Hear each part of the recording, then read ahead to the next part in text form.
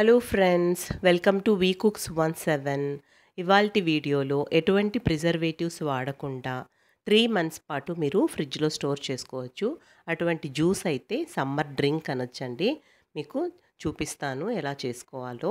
దాంట్లో సబ్జా గింజలు కానీ చియా సీడ్స్ కానీ నానబెట్టుకొని అది కూడా కలుపుకోవచ్చు. చాలా హెల్త్కి కూడా మంచిదండి. హాఫ్ డే స్కూల్ స్టార్ట్ అయిపోతున్నాయి కదండి. పిల్లలు ఎండల్లో బాగా ఆడి ఇంటికి వస్తారు. ఆ పిల్లలు ఈజీగా చేసుకోవడానికైనా లేదా ఆఫీస్ నుంచి వచ్చే హస్బెండ్స్కైనా ఇంటికి ఏమైనా గెస్ట్లు వచ్చినప్పుడు జ్యూస్ చేసుకోవాలి అంటే ఆ చక్కెర కరగడానికి ఒక 2 మినిట్స్ పట్టేస్తూ ఉంటుంది కదా. అలా కాకుండా ఈ ఒక్కటి మీరు ప్రిపేర్ చేసి పెట్టుకున్నారంటే మీకు 3 మంత్స్ పాటు ఈజీగా స్టోర్ ఉంటుంది. అందులో ఇప్పుడు ఇంకా సమ్మర్లో నిమ్మకాయలు ఇంకా రేటు చాలా పెరిగిపోతాయి అన్నమాట. సో ఇప్పుడే చేసి పెట్టేసుకున్నారనుకోండి ఇంకా మంచిదండి.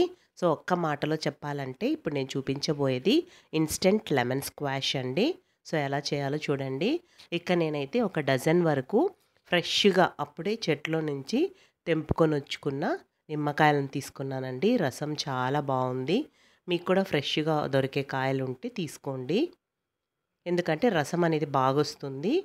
మీకు వాసన అనేది కూడా చాలా బాగుంటుందన్నమాట. ఆ లెమన్ రసం అనేది ఫ్రెష్గా కూడా ఉంటుందన్నమాట ఎక్కువ రోజులు. నీట్గా కడిగేసుకొని తేమేమీ లేకుండా తుడుచుకునేసి ఈ విధంగా కట్ చేసేసుకొని పెట్టుకోవాలి అన్నింటినీ. నేను ఇక్కడ ఒకేసారి ఫిల్టర్ పెట్టేసుకుంటున్నానండి.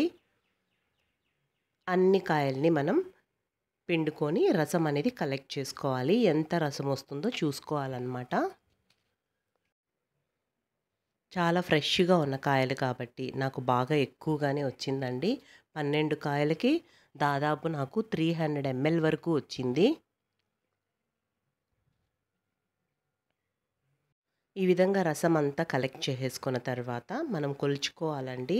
మీరు స్వీట్ బాగా తాగేవాళ్ళు అయితే ఒక గ్లాస్ జ్యూస్కి 3.5 నుంచి 4 గ్లాసుల చక్కెర యూస్ చేసుకోండి. ఇక్కడ నేనైతే 2.5 తీసుకున్నానండి. మీడియంగా ఉంటుందన్నమాట. అంటే ఆ కాయల పులుపును బట్టి కూడా చక్కెర అనేది కొంచెం ఎక్కువ తక్కువ పడుతుంది. ఒక గ్లాస్ జ్యూస్కి మీరు 3 గ్లాసుల చక్కెర వేసుకోండి. మీకు కరెక్ట్గా సరిపోతుంది. అప్పుడు బాగుంటుందన్నమాట టేస్ట్ అనేది. ఇక్కడ నేనైతే 2.5 తీసుకున్నానండి.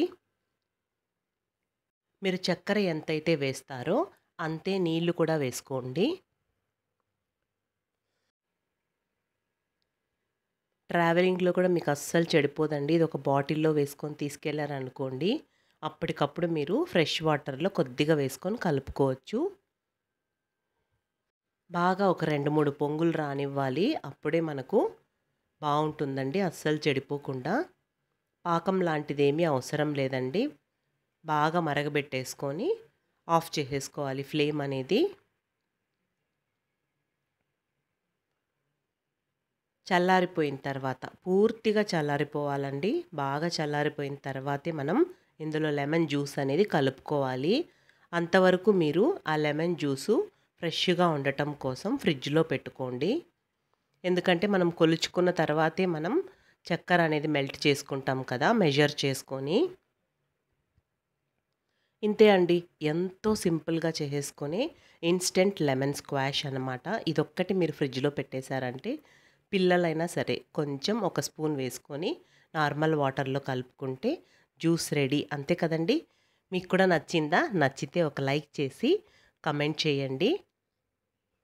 సో ఇంటికి ఎవరైనా గెస్ట్లు వచ్చినా కూడా ఆ చక్కెర కరగబెట్టుకుంటూ అంత టైం లేకుండా 10 సెకండ్లలో అయితే మీకు జ్యూస్ అనేది రెడీ అయిపోతుంది. ప్లీజ్ కమెంట్ చేసి సబ్స్క్రైబ్ చేసుకోండి. Thanks for watching.